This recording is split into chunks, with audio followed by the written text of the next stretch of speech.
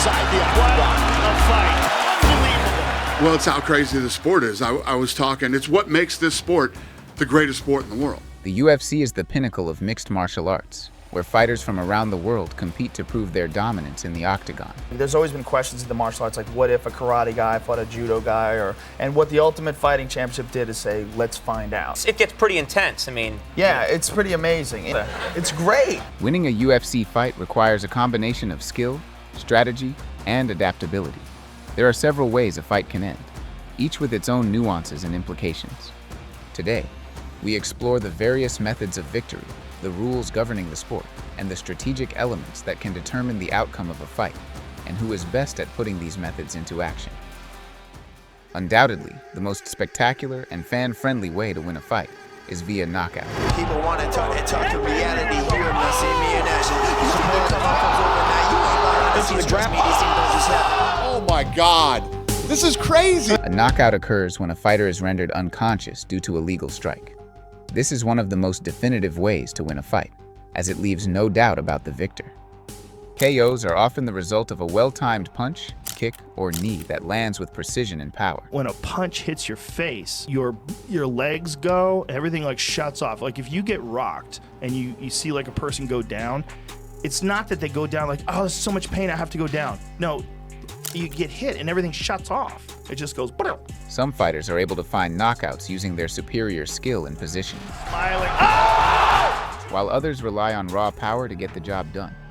A technical knockout is similar to a typical KO, but rather than being flatlined, the fighter on the losing end is declared to no longer intelligently defend themselves, even if they are not fully unconscious.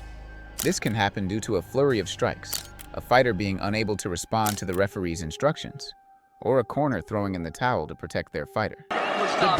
But this isn't boxing.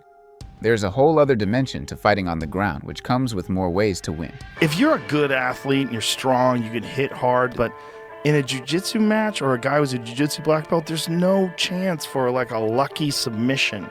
There's no chance for you winning. You have zero chance. They clinch you, you don't even know how to stop it. A submission occurs when a fighter forces their opponent to tap out, either verbally or physically, due to a joint lock or chokehold. Common submissions include arm bars, rear naked chokes, and triangle chokes. Which was one of the wildest submissions I've ever seen. Suplex to armbar in the air. Yeah. That's one of the wildest finishes I've ever seen. Although submissions may not appear as painful as getting knocked out, the injuries sustained from them can sometimes be worse than being put to sleep with a punch. The octagon I saw that. Yeah. Oh, it did look like it broke. But these aren't the only two ways to win a fight. If a fighter sustains an injury, for example, that the ringside doctor deems too severe to continue, the fight can be stopped, and the opponent declared the winner. This is common in cases of cuts, broken bones, or other injuries that impair a fighter's ability to compete safely, and is commonly referred to as a doctor's stoppage. A fighter can also be disqualified for violating the rules, such as illegal strikes, unsportsmanlike conduct, or repeated fouls. A DQ results in an automatic loss for the offending fighter, and this can lead to some pretty controversial stoppages. One defeat that was a disqualification that's 100% bullshit. He was on top of this guy, smashing him, beating the fuck out of him. But they said that he did 12 to 6 elbows, which are the dumbest ever rule in MMA. One of the less common ways to win a fight is via retirement. You want to fight? You done? Fight's over. A fighter may choose to retire between rounds, either due to injury, exhaustion, or a strategic decision by their corner. This results in a victory for the opposing fighter, and it often comes in a moment of realization that they don't have the same hunger for competition they once did. Do you want to continue to fight? No, sir. Okay, that's it. In this sport, if you're done, you're done. You should absolutely be able to quit. If a fight goes the distance and all scheduled rounds are completed, the outcome is determined by the judges' scorecards. Decisions can be unanimous, where all judges agree on the winner, split with 2 judges agreeing on one winner, and the third judge disagrees, or majority decision where 2 judges agree on one winner, and the third judge scores it a draw. So let's look a little closely at the world of judging UFC fights and what criteria the judges are looking for. In the UFC, fights are scored based on the 10-point must system, where the winner of each round is awarded 10 points, and the loser receives 9 or fewer. Judges evaluate fights based on effective striking and grappling, but the damage done is also a significant factor. There's guys in there that are fighting for their life. They literally train for months and months, and someone who literally doesn't even understand martial arts is giving these guys a decision, a loss or a win, and that's 50% of their money. So what makes a striking or grappling sequence effective in the eyes of a judge? Judges look for the fighter who lands the most significant strikes and demonstrates superior grappling control. But, as mentioned previously, damage inflicted is prioritized over the number of strikes landed.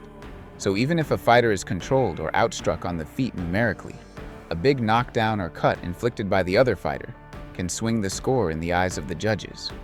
Factors such as octagon control and aggression used to play a much more significant role in the scoring criteria. But in recent years, the UFC has opted for a more simplified approach, which, although takes away some of the nuances from judging, does limit how diverse two judges' scores can be. If a round is close, judges may award a 10-9 score, and a dominant round could result in a 10-8. A 10-8 round is where one fighter wins the round by a large margin. But fighters can also win fights for their opponents if they are not careful. Fighters must adhere to the Unified Rules of Mixed Martial Arts to avoid disqualification. Key rules include no strikes to the back of the head, spine, or groin. No eye gouging, biting, or hair pulling. No small joint manipulation. No kicking or kneeing a downed opponent in the head. And not striking an opponent on the back of the head or neck. Also, it's weird that you can't hit the back of the head, because the back of the head gets hit a lot, especially with head kicks. Like, a lot of times head kicks wrap around the back of your head, and it's totally legal. Repeated violations or particularly egregious fouls can lead to point deductions or disqualification. However, the extent to which a referee should intervene is often disputed by fighters, media, and fans. Some feel the referee should be seen and not heard, while others want to see officials making a more proactive effort to enforce rules such as fence grabs and eye pokes. The third round didn't commence. There was about a minute left when the eye poke happened.